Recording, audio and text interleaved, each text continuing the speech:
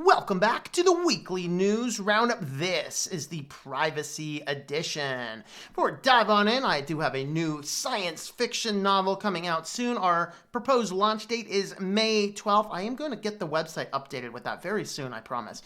And the audiobook is probably going to be delayed a little bit, is my guess, but the ebook and the print book should be good. I got the edits in from the editor today, so I'll be doing that over the course of this weekend, get all those edits in, and then we'll start working on the final little bits that we need. Patreon supporters will be able to get the ebook probably by the end of the weekend. It will at least be ready, so I can at least email it out to you if I don't get it up on the systems.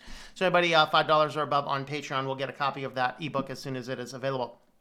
But let's go ahead and dive on into our privacy news for the day. First and foremost, we talked about contact tracing last week on the news. We also talked about last night on our panel discussion. It turns out that 2 billion phones cannot use Google and Apple contact tracing tech, and I say, good. We don't need dystopia in the world, for crying out loud. Yes, there's potentially some positives to it, but man, the possibility and probabilities for abuse is ripe. And we want to be careful about that. So yeah, it does turn out if you got these old phones. So somebody asked me today, and I didn't get a chance to respond back, like, if the Nexus goes out, what's the next phone you're upgrading to? Probably a flip phone. Probably a flip phone. Or just a mobile Wi-Spy. Wi-Spy. That is exactly what we need. Wi-Spy, which is probably what Wi-Fi is anyway. But we just more mobile Wi-Fi that keep it in a little tin box when it's not being used. Take it out, turn it on, and use a tablet in my car. That's probably more better for the Linuxy stuff. Now the question is, can I get a good tablet-y type device with Linux on it? That will be a good task to do. So anyway, just keep an eye out if you have an old phone and you're like, this thing's too old to use contact trace, and just reply back, good, I don't want you in my space anyway. So, there's kind of my thoughts. All right, Facebook's new kid-focused messenger service now launches in over 70 countries. We talked about this a couple times, actually, because the Facebook Kids Messenger actually was out pretty early. It was actually out pretty early, I think 2017, I think they said in the United States. But now over 70 countries, as of, 2 days ago, as of Wednesday, 70 countries now have access to Messenger Kids. So yes, Facebook is just going right on up to kids in now 70 countries and just forcing their veins full of their addictive type of stuff. And this is just total insanity, people. So total insanity that we do not need our children to be addicted to Facebook this early in life. Ban it, burn it, kill it, launch it with fire, throw it back behind me into the fire, people. We do not need Facebook Messenger on all these kids. Teach them to live life without social media, even in this crazy world right now. Be like, yeah, maybe we need to have a little bit more thoughts here. Maybe that's what we kind of need to do. So I don't know. What do you guys think? All right. Leaked pictures from Amazon Ring. Oh boy, what's leaking from Amazon Ring? Oh, wait, never mind. It's nothing about squirrels in the front yard.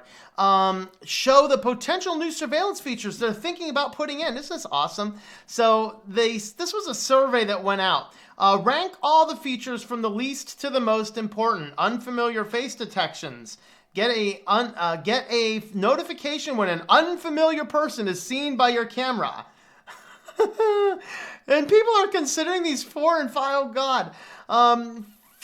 Familiar face detection. Get a notification when a familiar person is seen by the camera. Stalker.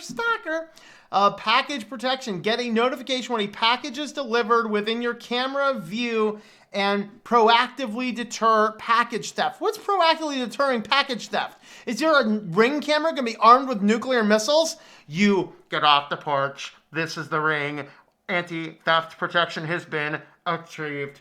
If you take any steps further, we are going to launching.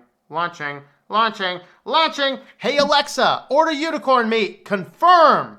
And the last is object taken detection. Get a notification when an important object is taken away.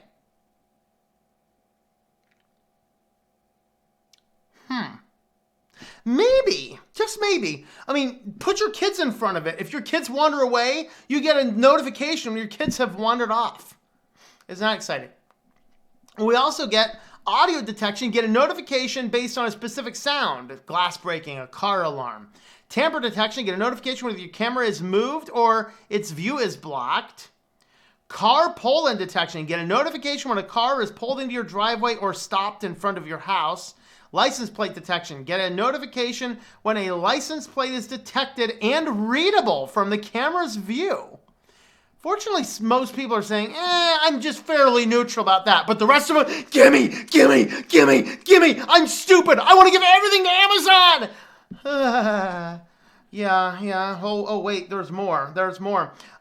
Privacy shutter, a physical shutter on the camera to allow me to manually cover the camera lens and microphone whenever I want.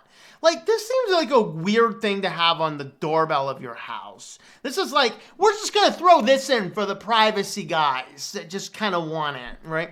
Camera on-off, a camera on-off feature on a mobile app to allow me to turn on or off my camera remotely whenever I want. Might allow them to be able to turn on or off as well.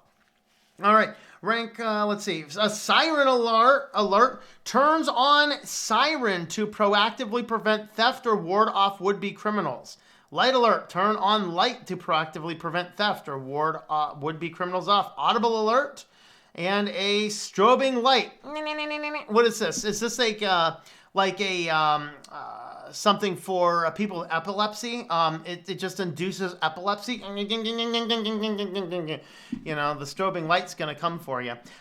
So that's some of the things that Amazon's looking for, apparently, according to a few little surveys. All right. This is a neat one. You guys having your Nintendo Switches. Apparently, there's been a major security breach with Nintendo Switch, and as of now, we really don't know what caused it, but apparently thousands of accounts were hacked into and accessed and things like that. And so this guy just says, hey, I suspect my Nintendo had a major security breach. My account was accessed numerous times overnight. Password is unique string, and my PC is definitely clean. Not that I ever log in via it. Lots of similar reports on Reddit and Twitter. So they're saying, this guy's saying, unlink PayPal and enable two-factor authentication. So, of course, Nintendo comes out and basically says, hey, you just got to enable two-factor authentication for all this. And it's like, what caused all this to happen? Could you please explain to me again what caused all this to happen? Because right now we really don't know exactly what the cause of the data leak happened to be. Very interesting indeed. All right, and on to a fun bit of news related to modern events is that these relief loans went out to small businesses. I don't think this is the PPP. This is the one that you have to go through. Maybe it was the PPP. There's so many different stimulus loans going around, and they're all loans, people. I've had clients like, oh, you should look at applying for this.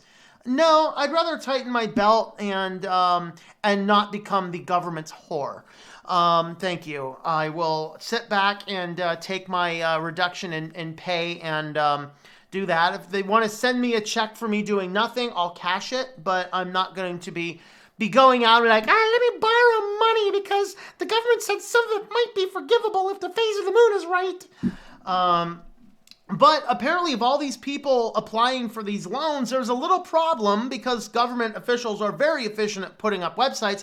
If you clicked the back button on your browser, you would go back to the current person who's currently filling up their loans. So you could actually click the back button and see all the information. So you could get in here, apply for this thing, and then just keep hitting the back button and forward and back and forward and back and forward and back and intercept the data that the next guy in line is doing. And that's why I didn't think this had to do with the PPP, because that one is specifically applied to through a bank. But there's so many of these running around, and since I'm not interested in applying for any of them, I'm not sure exactly which one's which. But this is one of these stimulus loans, and they're saying over 8,000 small businesses, the government inadvertently disclosed the information, including names, social security numbers, tax identification numbers, addresses, dates of birth, email, phone numbers, marital and citizen status, household size, income, disclosure inquiry, and financial and insurance information. So pretty much everything. Way to go, government. And this is why we don't trust you to fix the economy. Please just let us safely go back to work. You're incompetent to be able to handle anything in any way that makes any sense. So please tell us, okay, sure. And you know what, guys? As much as I think a lot of this is nonsense, I'll go back to work if it means I stay 6 feet away from people. That's okay with me. I'll throw on a mask begrudgingly to go into the grocery store if I can take it off as soon as I leave the grocery store. Even that, I'm not happy about, and I'm looking at alternative means anyway, but that's kind of my thought. This is why we don't want to rely on the government for anything. Anything. They're not competent to handle it. So that's what we have in the privacy news clip section today. So go ahead and give me some likes, some comments, some subscribes down there, and I hope that you enjoy this crazy world we're walking into.